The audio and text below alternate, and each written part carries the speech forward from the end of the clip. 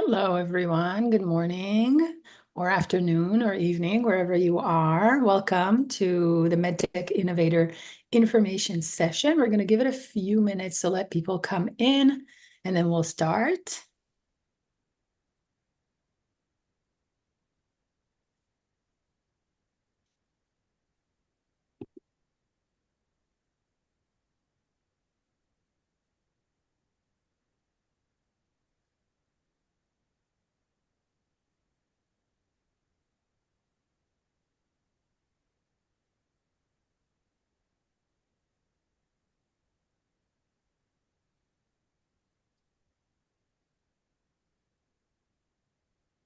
Gabby, let us know when you think it's stable and we can start. I think we're good to go now. Good to go? All right.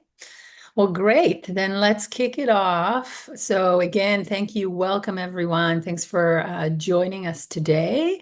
We're really excited to have you all here and glad that you registered and joined us today to hear a little bit more about the MedTech Innovator program. This is our second info session, but the first that's fully dedicated to the MedTech Innovator program. So again, thanks for joining us. Today we have here Nicole, the great Nicole Black, our program director. Those of you that will make it into the program will see her pretty much on a daily basis. She's our program director, and you will be interacting with her. And we are joined today by two of our alumni from last year's cohort, and they are here to share some of the experiences they had in the program with you. And hopefully can stay here for some of your questions as well. So we have MJ Antonini here, CEO of Neurobionics. Hi, MJ. Thank you for joining.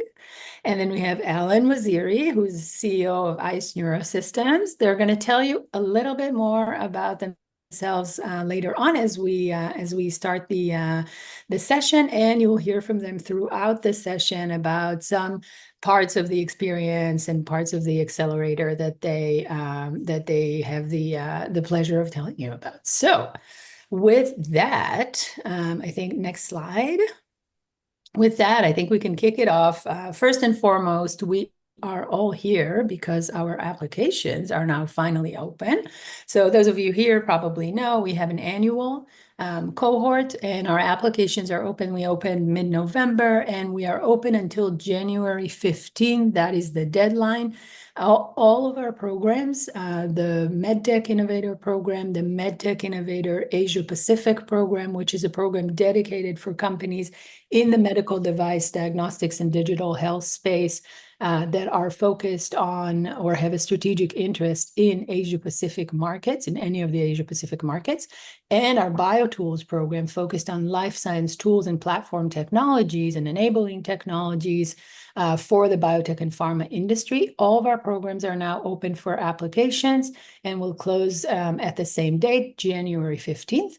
So today, again, like I said, our focus here will be on the MedTech Innovator program. If any of you feel like they are unsure which program they should be in, please reach out to us. We're happy to help you and kind of triage what program is the right program for you.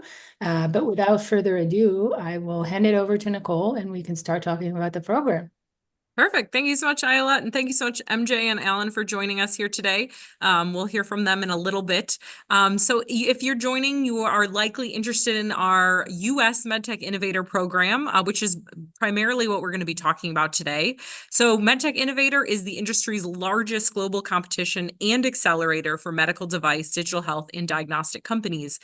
So some programs you may have looked into could be, just a competition, maybe it's just a pitch event, or just an accelerator, maybe not having awards affiliated with it, but we are a 5-month-long accelerator, plus we give out more than 800,000 in prizes each year to our cohorts. So great opportunity for you to advance your technology, move things forward, and receive many resources, which we'll hear about.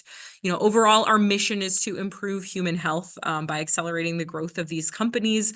So if you are transforming the healthcare system, in any way, especially if you have innovative technologies. How I like to think of whether a company is a fit for MTI is, could this be patented, or is there something proprietary around what you're doing? If so, if yes, then you're a fit for MTI. So looking forward to hearing your questions as well during this. So if you're thinking of anything as it comes up, feel free to put that into the Q&A box, and we will get to some of those at the end, including any questions that you guys might have for our presenters. So we have a great ecosystem of medtech here in MTI with 717 alumni companies, with 96% of those still being in business or acquired. So you may have heard the statistic that, like 95% of startups end up going out of business very quickly. Well, we're actually the opposite of that. So we have a great track record of selecting successful companies that make it through and actually impact the world with their tech. So really have a high caliber for these companies that make it in. These companies have ended up raising almost $9 billion in equity funding. So I think maybe in a year we're going to get over 10 billion, especially with the great cohort companies we've got this year. We have also led to 48 acquisitions or mergers as well. So if you've seen, you're looking up an MTI company and maybe it doesn't exist anymore, maybe they got acquired by another company. So we see that a lot and keep track of that also. And this has led to more than 350 products that are actually on the market being used by patients and providers. And then finally, more than 350 FDA approvals and clearances as well. So if you're working in a regulated space, if you have to go down, a PMA or a 510K pathway, this accelerator is the right fit for you and can provide resources to help with that as well. So overall, we've got a very strong partnership ecosystem. And I would say this is what really sets MTI apart from a lot of other accelerators, especially, in the medtech space, is we have 4 key groups of strategic partners that really can help propel you forward. So our strategic or corporate mentors, we call them our corporate partners like Olympus, BD, things like that can help you with market access, thinking about, your specific clinical area, what you're trying to address, and other challenges perhaps around your business plan or overall strategy. That's where those are really useful. We also have provider mentors in our network that can help with, device documentation, planning for clinical trials, for, actually looking at maybe you want to update a special feature of your device design itself or implement a new design into your process. These providers donate in-kind services to our companies to help with those types of milestones. We also are partnered with a variety of organizations that put on great conferences for the medtech community. So like MedTech Strategist and AdvaMed, device talks as well. So both during the cohort and then afterward as alumni, you'll have opportunities to participate in these conferences and showcase your company. Often, you'll just have to, pay for your travel there a lot of times because of the perks that we get through these conference providers. So really great opportunity to showcase to investors in the broader medtech community. And then finally is our society partners. So we have 3 specialty tracks with other societies that have clinical specialties. So Alan from ICE is going to talk about that in a minute. They were in our American Heart Association Heart and Brain track. So overall, this is, an overview of some of our partners. We've more growing every year, but these are the awesome folks that you get to work with. And again, I think this is a really key highlight of our program is, not just the cohort, the curriculum, but getting to work with these really experienced folks. So I want to turn it over first to MJ. MJ, can you explain a little bit about yourself, your company, but then more importantly, who your mentors were and what you worked with them on? Sounds good. Hi, everyone. My name is MJ Antonini. I'm the co-founder and CEO of Neurobionics. We are an MIT spin-out, so I did my PhD and postdoc at MIT and decided to take the technology we've been building and translate it into a medical device company. So we started Neurobionics about 1.5 years ago, and we're part of this year's cohort at MedTech Innovator. And a little bit on Neurobionics. So we are expanding access to neuromodulation therapy by delivering deep brain stimulation without having to do an open brain surgery. A little bit about mentors. So we had 3 mentors, 4 mentors, but 3 different groups. That was very good because they were covering very different section of our needs. We had Robin Blankenbaker from Siemens. So she was like very deep into the software solutions and really helped us think through some of the requirement around that. We had Tom Pazelt, who was helping us a lot on the value analysis and reimbursement pathway. And then we had Michael Grossman and Kenny Tran from Rev1 and Asahi Intech, and they provided a lot of like technical and operational support. So it was a very good holistic group of people. Thanks, MJ. Yeah, super helpful to hear that. And I'm glad, you had such a good experience with them all. Alan, love to hear a bit about you and your mentor experiences, especially as part of our American Heart Association Heart and Brain track. Sure. I think I basically had 4 mentors, kind of 3 kind of assigned and then 1 who joined who was extraordinarily useful. But I worked with Nicole Cannon, who's got deep regulatory experience. And beyond the, kind of providing us guidance, we were post-regulatory, but we have a kind of emerging AI application. And so just getting some guidance on exploring that process, because I think before launching into that, obviously we want to know what we were getting into. And then really had a great experience with Mitali Stevens, who is also a consultant kind of on the value side for new technologies. So really deep experience in talking to payers, talking to hospitals, working out the value prop. And with my background, I had a pretty good idea on the medical side, but in terms of speaking the language that the payers in particular would like to see, fundamentally transformative experience for us. And then as part of the AHA cohort, this was the first year, and so we were kind of working that out. But I think that once again, coming from the world of medicine, I think the medical societies are going to benefit more from the MTI than vice versa. I think there's huge opportunities for further collaboration there, and I think a lot of those initial strands of connective tissue are starting to form there. But then as kind of like almost a life coach, startup whisperer guy who's there, at the last minute. A gentleman named Jeff June was literally like my psychotherapist, my everything's going to be okay kind of guy. Totally selfless. And there are at least 15 people that I know in the program that would take a bullet for him at this point. So, and I'm sure other people had different experiences with their mentors, but it's generally just unbelievably selfless help with people in our ecosystem that are at our stage of the game. Thank you so much, Alan. And yeah, definitely echoing Jeff is a great asset to our MTI community as well. Helps with our specialty tracks community programs and overall, curriculum for the startups through it. So Alan talked a bit about our AHA track. So if you are developing a technology in the heart or brain space, be sure to check that box during your application to get looked at by those reviewers specifically. We have 2 other specialty tracks. So one is our military medicine track through MTech, which is the Medical Technology Enterprise Consortium. So they'll work closely with that organization to see, how they can access these military markets best. And then finally, our plastic surgery track. So this is a really popular one, not just, conventionally, if you think, this is an implant for plastic surgery or something like that, but general surgical tools, like injection tools as well, that could be utilized in surgical procedures are part of that track. So be sure to check that out. And on the application, again, it will list these 3 tracks and more information about those as well. So definitely consider that. We're always, looking for other specialty tracks as well to add into that. But as part of our general cohort, also, you get such a great experience in a lot of this corporate mentorship. So great. So next, who are we actually accepting and looking at? And these are just a few ideas. Really, as I mentioned, anything impacting human health that is protected, maybe, can have IP around it, maybe not, but maybe something very proprietary about what you're doing. That's a fit for MedTech Innovator. So, I would say anything in a medical device, if you're improving a device design, having like new materials for a medical device, device.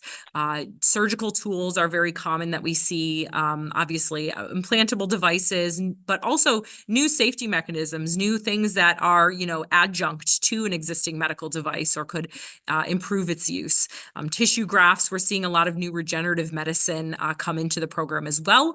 So the program, I'll be clear, is not for therapeutics. So if you're developing, a small molecule or a protein, something like that, there's probably other programs out there that are a good fit for you. We're really in this MedTech sweet spot, which often is, underappreciated in a lot of these other ecosystems. But if you are developing, like a collagen matrix, something like that, that would be a great fit.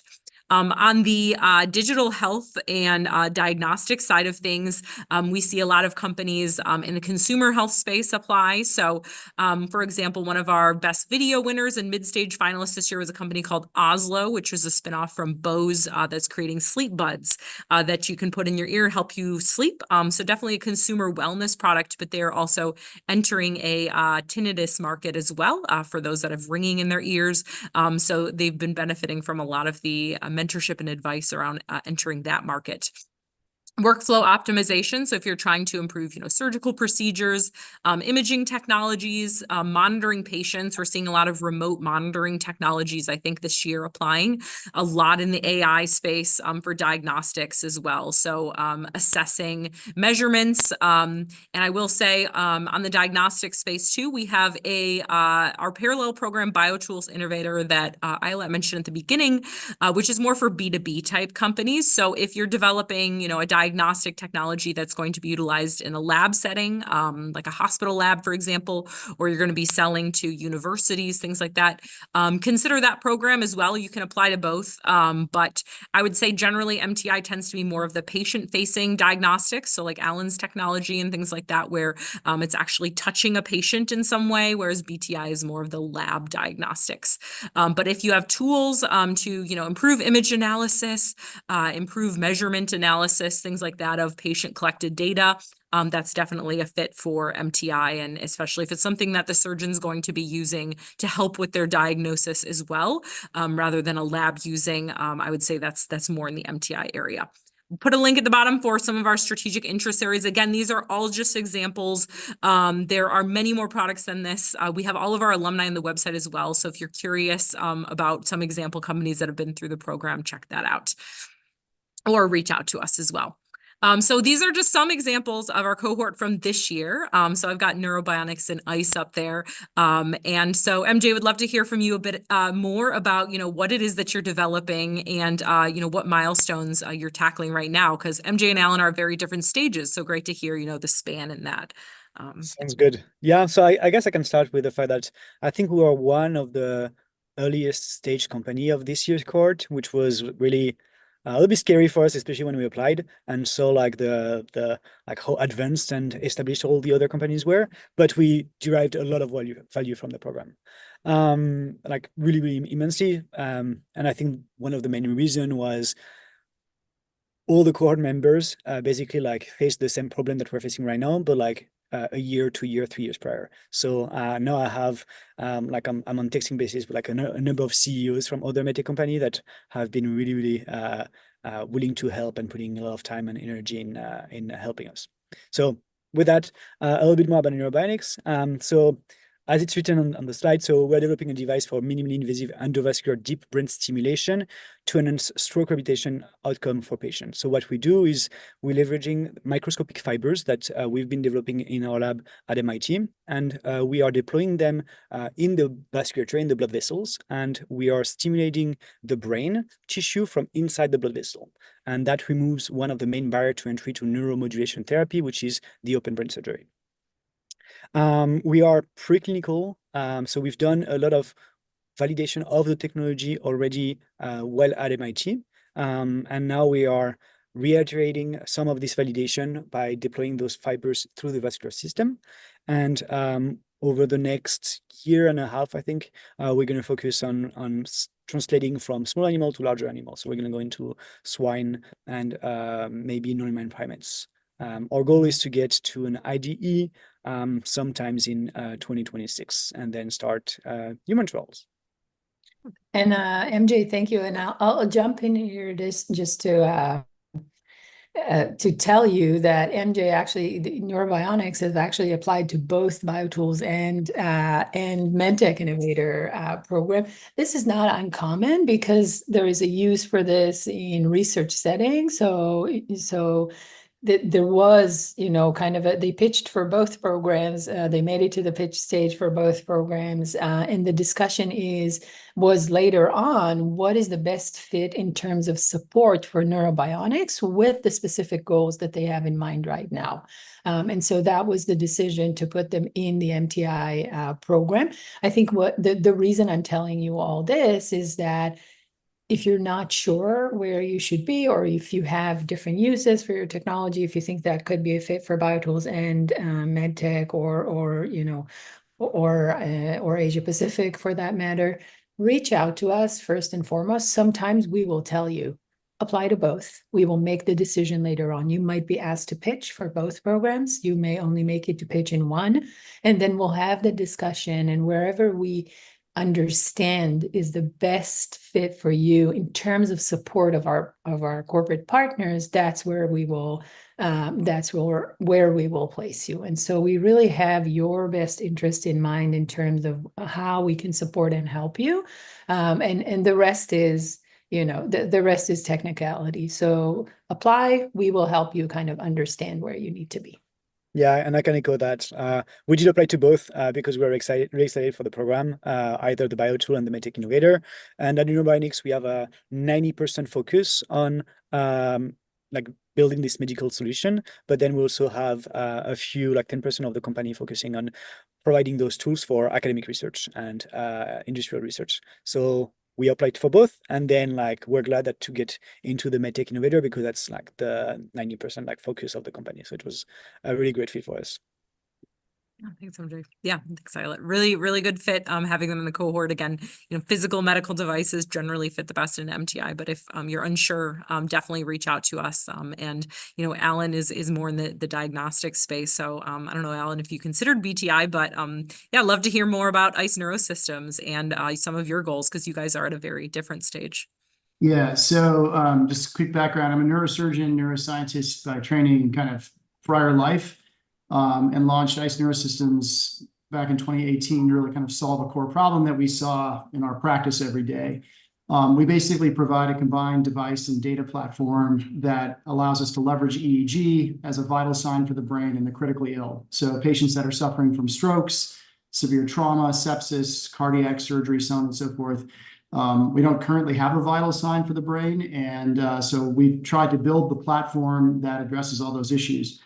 When we applied for the MTI, we were already through the FDA. We're Class 2 for both our electrode devices as well as for our software platform, and we were kind of in the early commercialization phase, which, given my background and given the team, we were kind of woefully unprepared for. You don't know what you don't know, and we're located in Washington, D.C., which is not really a hotbed of medtech, kind of innovation on that level. So we were really struggling.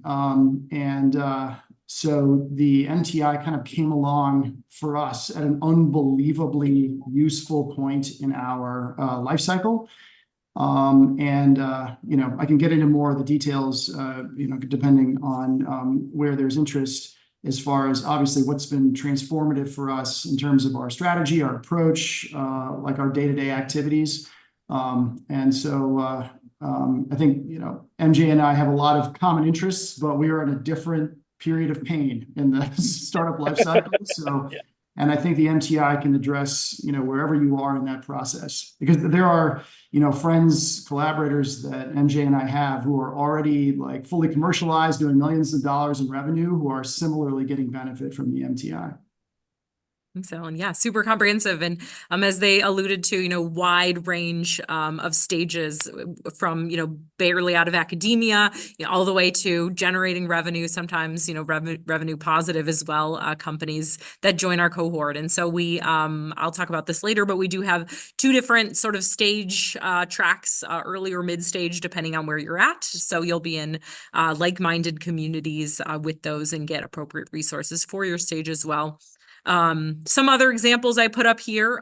So wanted to show, EndoTags, which is a device for gastric weight loss surgery. So very, in this traditional, GI space. We've got a lot of surgical robotics and guidance companies and imaging companies as well. So Shape Sensing Company is creating a platform for fiber optic shape sensing to improve surgical navigation. Lattice Medical was actually our mid-stage winner. So they are a PMA device in clinical trials based out of France, just developing a 3D printed implant for breast reconstruction, which is great. I just realized I didn't give an intro to myself, but my background, I have a PhD in bioengineering, did 3D printing, tissue engineering work as well. I had my own tissue engineering startup creating eardrum grafts that was acquired by a 3D printing company. So that was my background before this. So really excited to see more 3D printing and materials technologies joining our cohort.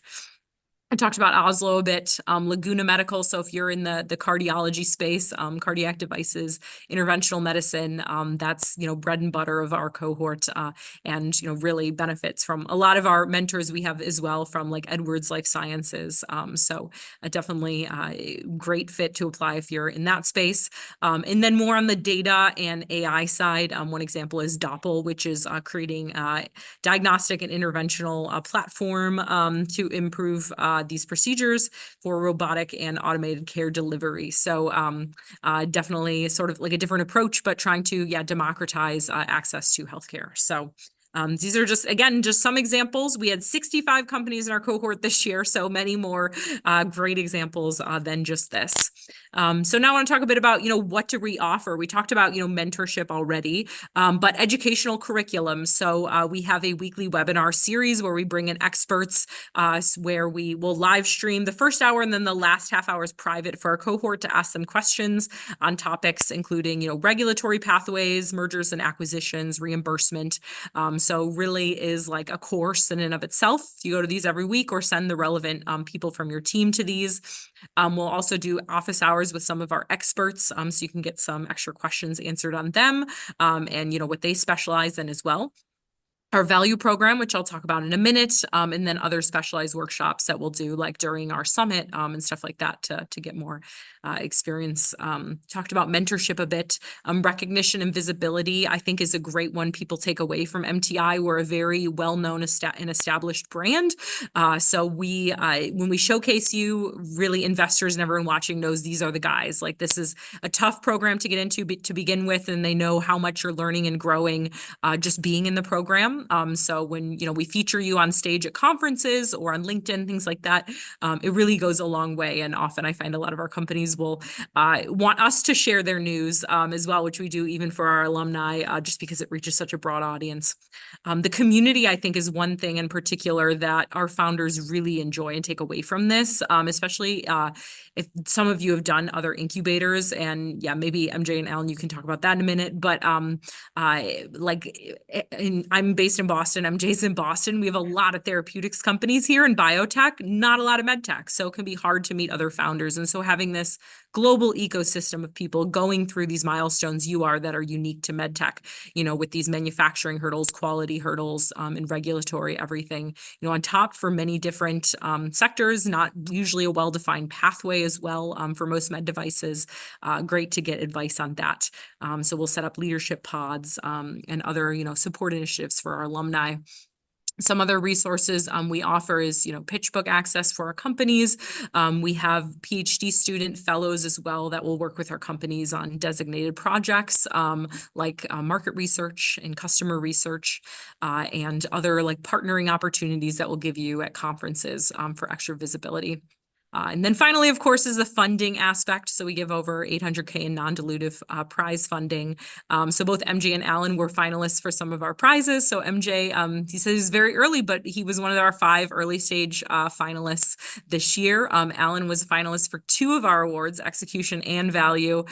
So great opportunity, not just for non-dilutive funding, but to get on stage and showcase your technology and be part of that elite group. We're also working on a very comprehensive innovator portal. So think of that as like, LinkedIn for MedTech Innovator, where you can ask things, get connections to investors. We have this open rounds feature we're starting, things like that. So With that, I want to turn it over to MJ and Alan quickly. MJ, maybe first a few of these resources you didn't talk about yet that you really enjoyed in the program.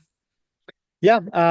So I touched upon it a little bit at the beginning. The mentorship was really good and really, really, like the people you have access to are like very, very, very experienced and they know their stuff. So it's not like a founder that did that like once or twice. Is people that have been in the industry for like 20 years, 30 years. So that was really, really good. And myself and a lot of other companies in the cohort ended up working and like hiring some of their mentors as consultant afterwards because the quality of the mentorship was that good. For me, the best value I got from MedTech Innovator was the community. MedTech, medical device, it's a hard space. It's heavily regulated. It's underfunded. It's not as like popular as like B2B SaaS, a software company or biotech. So the funding is hard, the regulatory process is hard, the clinical trial is hard, everything is hard.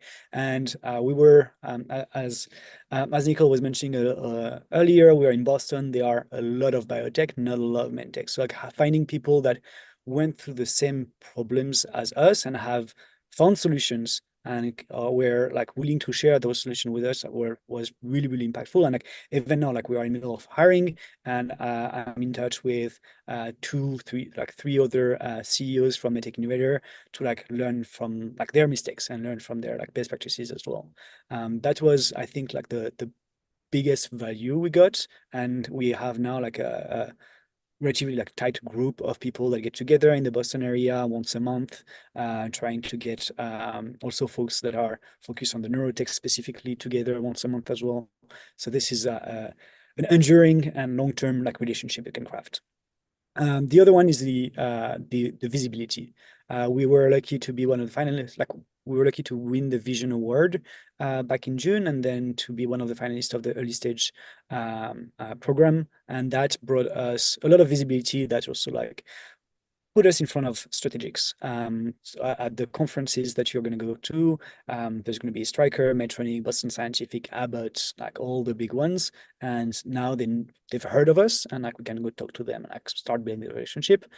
Also for fundraising. Now you can then go to people like, oh, I was one of the finalists at MedTech Innovator, or like, oh, we like a lot of investors are going to be there at the conference. So it's also a good opportunity to like build a relationship there. I can go on and on, but I'll stop there. Thank you so much, MJ. And if anyone has specific questions about anything at the end that MJ or Alan talking about, feel free to put that in the chat. Alan, what about you? What are some of these things that you really liked? Yeah, so I might actually go back to even before we were accepted into the program, just the pitch event, because I'm sure you'll kind of talk a little bit more about that. But the idea is that we go and we give our pitch, and just walking into that room where I realized there was an entire ecosystem of people that just focused on this was enormously helpful in terms of, going back to MG's point, is like this is a struggle. There's a lot of things that are unique about MedTech, and just having a lot of other people that are struggling with the same stuff, it gets pretty lonely out there if you're by yourself. So I think that ecosystem, and it's not just the community, but it's also the experience. It's the people that have been there before. Every startup is different, but there's certain patterns that kind of run through all of it probably. That was exceedingly important for us, given where we were.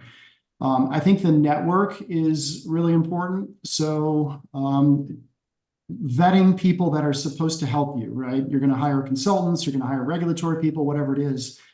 If you don't have some ability to bounce those names off of people who've worked with them before or have some insight, you can really go in the wrong direction. And so just having a group of people just through the Slack channel where you can say, hey, have you worked with this person before? They're quoting me this number. Just having some intel on that front is extremely important. But for me personally, once again, going back to it, is the psychology side of it, because I'm in a group just like MJ is of kind of other CEOs, and we meet every other week. We still are, even though the program, we've technically graduated. And it ranges from guys like me who are on their first startup to guys who are 4 startups in, because everybody sees the value there. We had our first FDA site visit about a month ago, which is a terrifying process. I immediately picked up the phone and called one of my CEO pod guys and was like, David, help me here. What's going to happen? Spent 45 minutes on the phone talking me down, walking me through the whole process. Literally transformative in terms of how that process went for us. And so it's just, having somebody that you can reach out to that has shared your pain and can actually walk you through it cannot be overemphasized. Thank you so much, Alan. Thank you both so much. Super helpful hearing about all these different ways you guys have utilized the program. And one in particular that I think both of you guys touch on, especially when talking about mentorship, is our value program. And so our value program is a unique feature of MedTech Innovator that has been developed over many years, actually stemming from the AdvaMed value framework. So really the concept behind this is, MedTech is tough, as MJ talked about. There's many different people often that need to be bought into your solution for it to be adopted. And as Alan is living right now, he knows this. So knowing, who to focus on and what each of your stakeholders is looking for in your product is very important to do, even very early stage. I would argue, exponentially important at these very early stages. So what we actually do in this program is we focus on 5 key areas. So, what is your value proposition? What is your statement that you can say you're bringing to it? Who are your stakeholders? So, beyond the patient, as clinicians, surgeons, but also the hospitals, the payer, governments, maybe other organizations as well. Societies are often stakeholders in this. I'm sure, Alan could talk about, AHA and some of the conversations around that. I know a lot of our companies, their reimbursement codes are really determined by the professional societies around their specialty. So knowing what they're looking for and how to get this through. How do you actually generate evidence to prove that, you should have a new technology code granted or be able to use a CPT code for your specific product? So outlining, what is it you're going to look for in your study plan and what outcomes are really needed here can help you think, especially a lot of us very, scientific founders coming into it, hard to know, like we're not just looking at, this X number of molecules or delivery of it to this amount, but like, what is the patient experience and how can this help sell it as well, or what is the surgeon time savings, things like that. Reimbursement and healthcare economics broadly, of course, too. In the US, we have a sort of complex payer system and how this works. So how does this all work together to make sure that this is justifiable for these payers to move forward in the system as well? So we through this we'll have a sort of 3-part program. The first is our value workshop, which all of our companies will participate in. This is an intensive workshop that is basically a introduction to value in the framework itself, followed by a couple breakout sessions around identifying your stakeholders and starting to see, what evidence you want to generate around that. So you'll be matched in small groups with a few facilitators that are value professionals to help you think through this in sort of, an open setting. And then at the end, we also have a mock value analysis committee panel, which Ellen, I think you were on, right? So could speak to that a bit. But then after that, we ask our companies if they want to opt into more personalized value coaching. So I think this year, pretty much all of our companies opted into this. And so I will match you with a value coach that is very relevant to your space or your interests, whatever you want to work on with them for doing at least 2 one-hour coaching sessions. And so these professionals are all volunteering their time, but love working with our startups. And this all will then lead to our value competition. So we have a diligence process where we go through not only, what the startup has generated in terms of their value proposition and worksheet, but also their coaches' feedback and select finalists for that. So Alan was a finalist for this. So yeah, I would love to hear from you, Alan, like some of your experiences in the value program and competition and what you took away from it. Yeah, I think this is something that is dramatically underestimated by founders.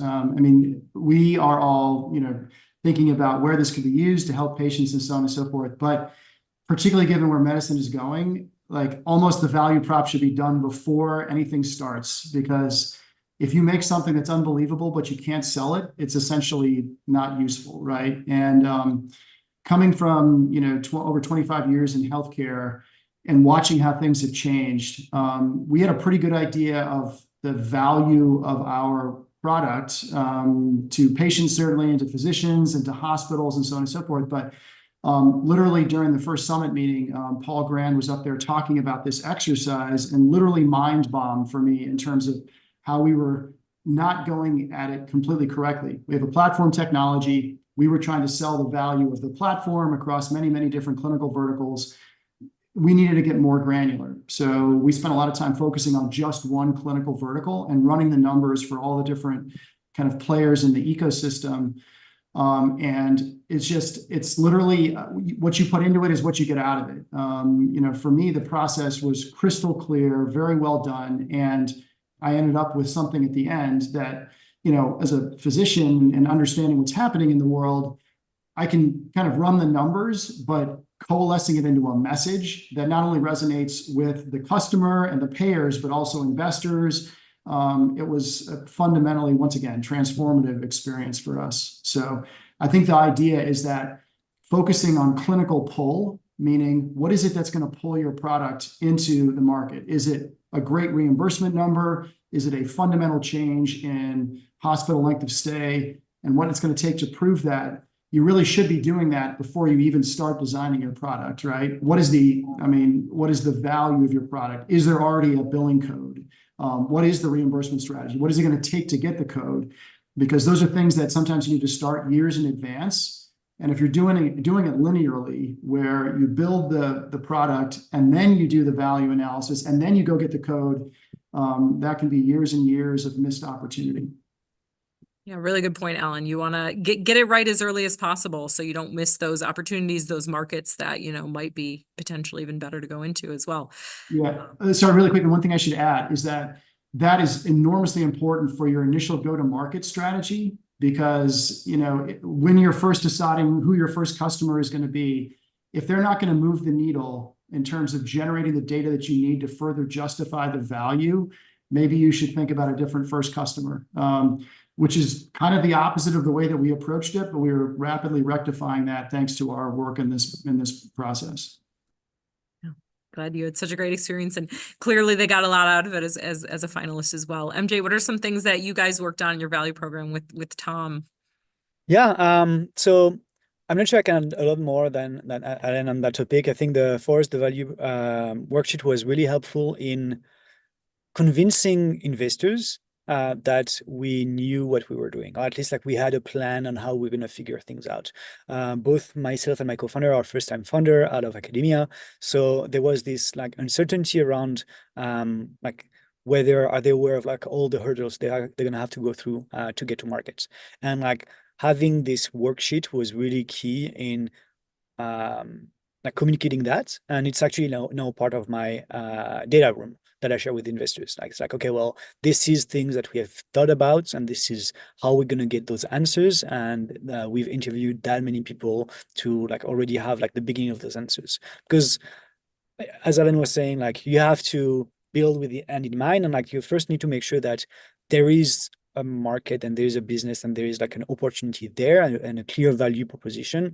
Because otherwise you're gonna spend years and years and millions of dollars, and then realize like, oh, well, actually like the reimbursement code we're like never gonna get it. Like there are like scary stories of companies that have raised like hundreds of millions, like and ended up with even a reimbursement code, but like no one was willing to like pay for, and then they had to go under.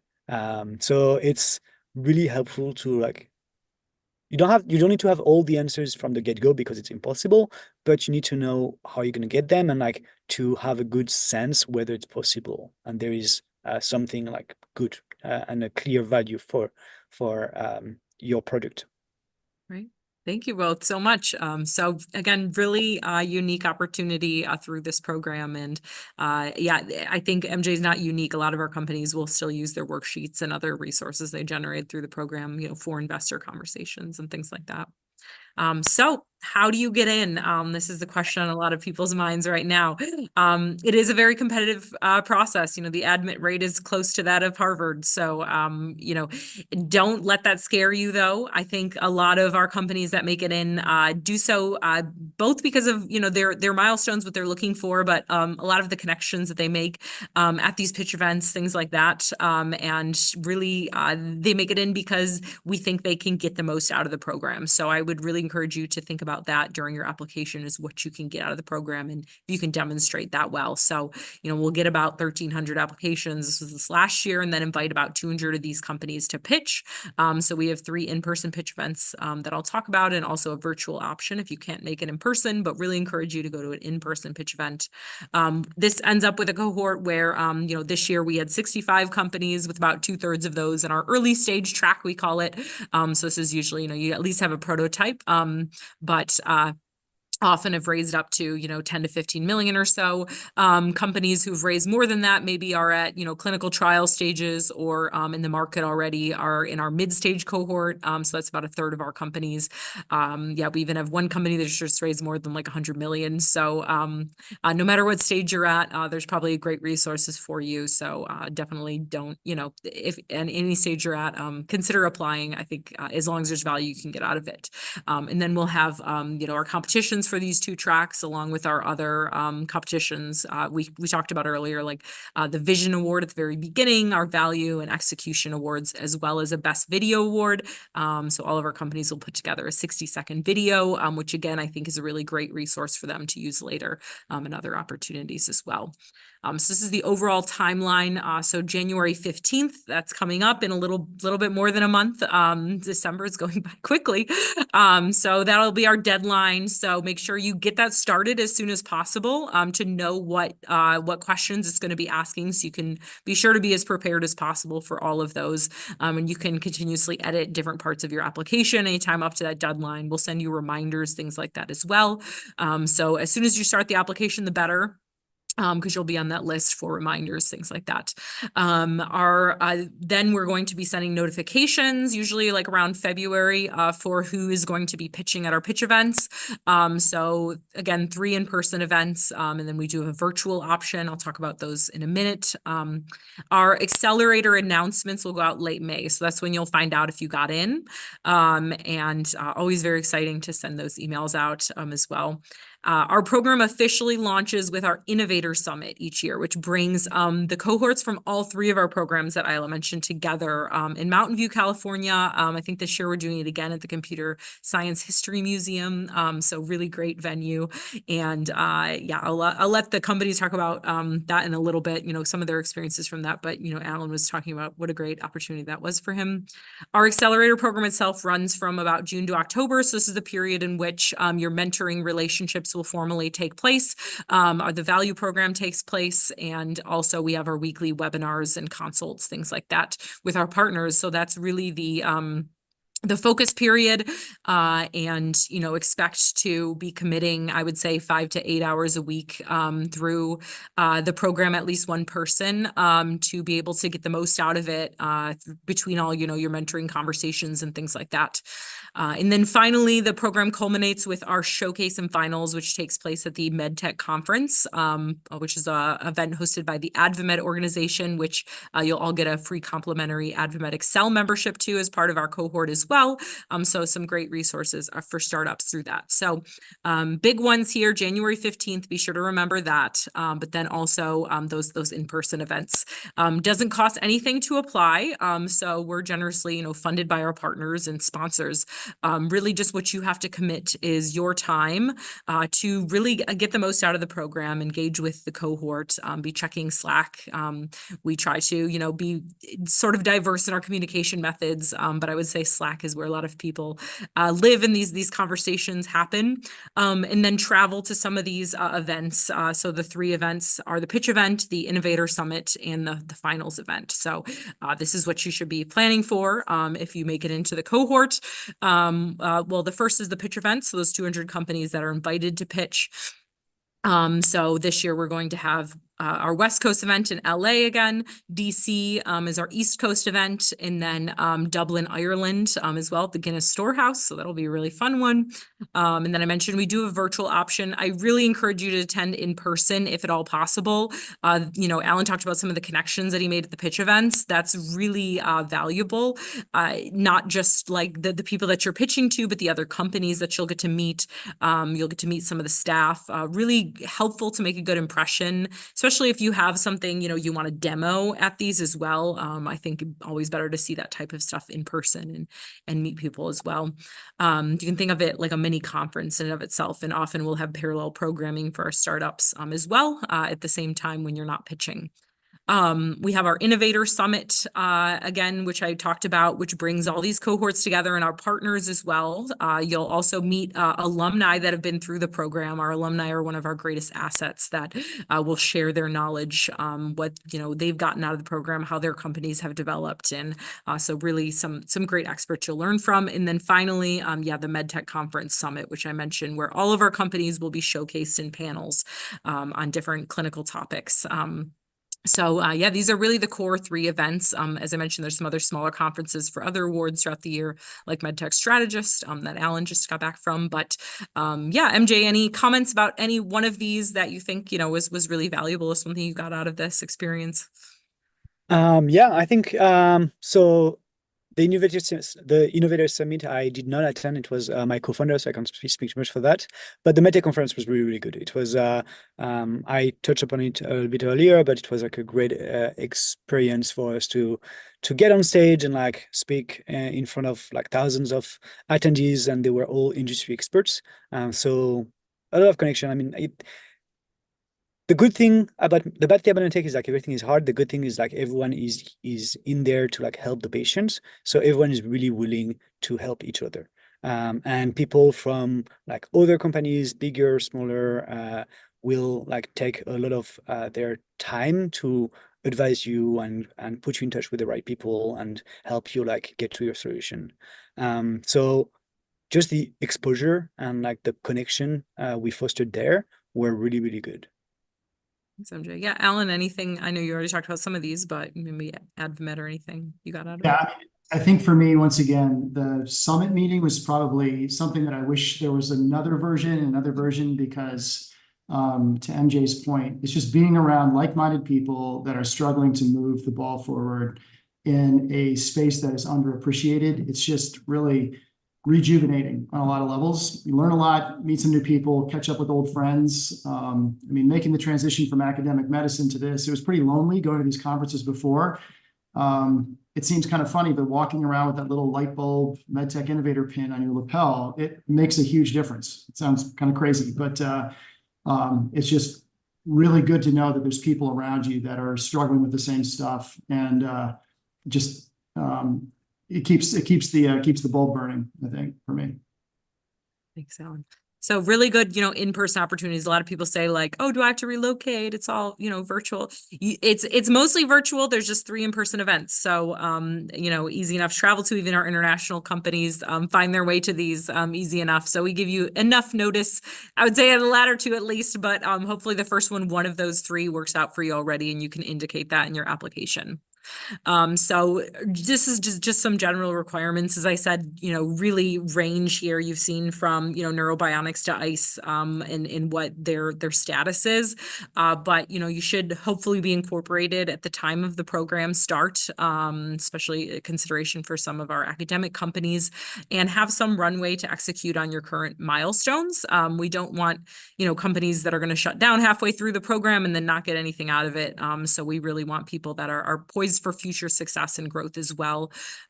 You should have a prototype or some proof of concept evidence around your idea. This isn't for companies where they're just holding a patent or something like that. You should actually be wanting to commercialize this, bring it into the world. And as we mentioned, the commitment. So you should have someone committing to this. Usually it's one person, sometimes 2 people are both fully committed, as I will say, is Neurobionics. So MJ and his co-founder, Nikki, who's their CTO, were both very engaged in the entire program. So if you have sort of like your +1 in your company, they're welcome to participate. And when we start the program, we'll ask you for contact info of up to 3 other people that you want us to include in all our communications and programming and things like that. And then, just generally pre-seed to Series C funding, at least if you guys are looking into the BTI program as well. Again, I know the info session's not really around that, but they do have an equity max of 25 million for that program. But we don't have a max for MTI, so feel free to apply to MTI. Applications are now open, so hopefully you've already started your application. If not, please just start that today. Again, you don't have to finish it today. You have a month, but that'll make sure that we keep you updated. And if we have, other things going on we want to tell you about, if you have questions for us as well during this process, please don't hesitate to let us know. A lot of what we're doing right now is fielding questions from you guys, and yeah, that'll lead to our Q&A. So I think we've got a few questions in the chat box, but thank you so much to everyone for joining us, especially MJ and Alan for sharing your experiences through the program. It was such a pleasure working with both of them, so I'm so glad that they were able to join this and share some of it. Both incredible founders that I know are going to do such cool things. I'm glad you got to hear from them. But thank you all so much. And yeah, we'll take some questions in the chat box now. So if you have anything else that's coming to mind, feel free to put it in. If we don't get to anything, or you have to jump off early, something like that, because I know we're ending officially in 5 minutes, we'll also type out answers, things like that. But we've got one question from Lucy Burns. Will there be financial support for the companies selected? So we do have competitions. They're mostly toward the tail end of the programs. I mentioned that's more than 800,000. It's not guaranteed. Usually like somewhere between, I would say, like 12 to 15 out of the 65 companies end up winning one of those prizes. And so you will have to provide travel to these events, things like that. But like the summit and things like that, there's no fee to go to that. We put on that event, provide the meals and all of the programming, things like that. So great question on that. Similar question, is the funding non-dilutive? Yes, it's non-dilutive. It's a grant. It's just a check that, you can cash and use however makes the most sense for your company and milestones. What role does MTI play in future price rounds? That's a great question. So we're in the process of setting up the MedTech Advantage Fund. Ayla, you want to talk about that a little bit? Sure. Yeah, we do. We are working on setting up a fund. This will be a very unique fund that will the sole purpose of the fund will be to invest in MedTech Innovator alumni after they graduate from the program. So the idea would be to help them help them finish rounds, close rounds, get to their next round, so on and so forth. This is in progress, so hopefully next year this is something that's going to happen. We're working on it, and this is the plan for this. Aside from this, I think one thing that we've been doing consistently over the years is introduction to a huge network of investors, right? As part of what we do in the program, you'll be meeting investors, you'll be showcasing to investors in events that we are facilitating in order to get you in front of the right investors. We are, in addition to all that, are developing a tool that will be only for investors and will be able to introduce every company that is part of MedTech Innovator in a database that will be open only for investors that are active in the space, and they'll be able to see the companies that are seeking funding and that have open rounds. So we're working on all kinds of directions on supporting financially beyond the introductions and the events that we are already supporting you through.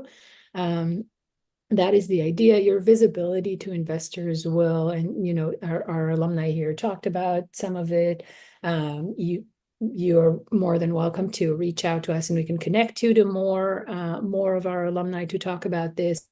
But your visibility to investors, this is what we want to do, right? We want to put you in front of investors when you're ready for it with the tools that you need to be well presented to these investors. So in many different directions, we're working on supporting that. Great question. Thanks, Ayla. Try to go through some of these have already been answered. Percentage of alumni companies founded by patient innovators as opposed to academic or clinical. Ayla, do you have an idea of this? I would say maybe like 5%. I don't have hard numbers.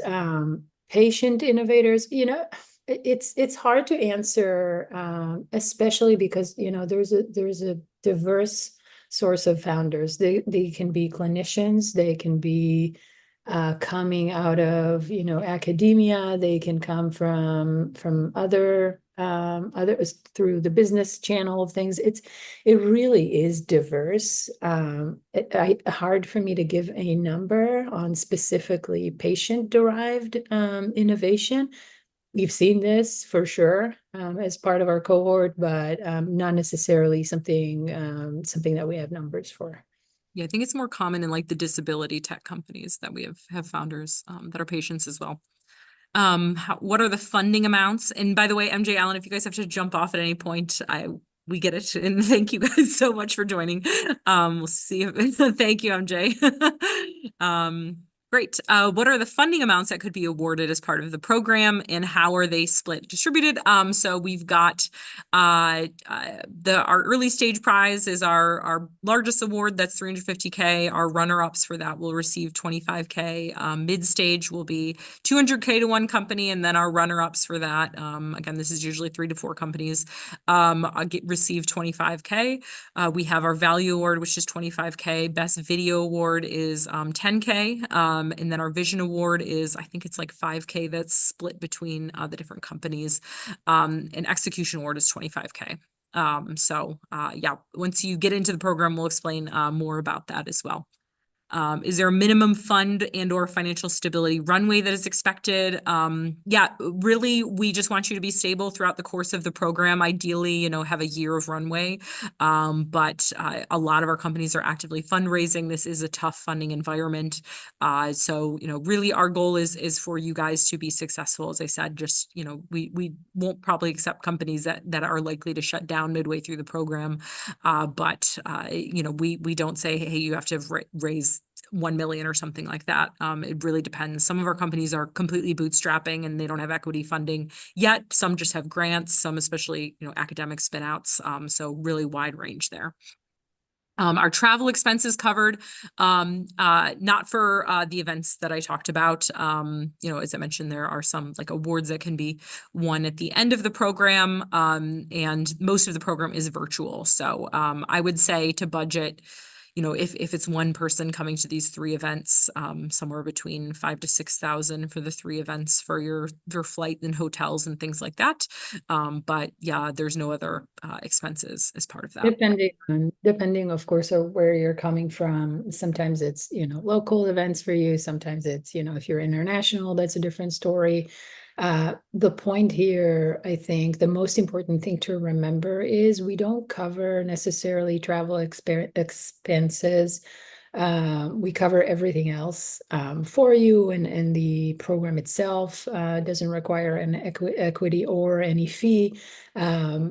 It is well worth the time and investment. So this is the only part we are asking you to take care of, and be creative and flexible with how you budget for these events. We have had instances where we had some travel stipends that were awarded by a partner or something like this. If there's any issue with that, let us know. We're happy to support and help in one way or another with this, but mostly the answer is that it's not covered. Great question, Lokesh. Great. And then does the program support companies with tech/products that are geared towards supporting MedTech versus pure MedTech? So supporting MedTech companies, I think you mean, that sounds like a B2B company. So for example, EQMS and documentation preparation software. Yeah, so this could be a really good fit for a BioTools Innovator program. It depends on who exactly you're supporting in this process. But yeah, Isla, maybe you can talk about that from BTS. Yeah, absolutely. So it really depends on your stakeholders. I think not every B2B product is a fit for BioTools. If it's a decision support tool for physicians, you gave an example for QMS and documentation preparation software.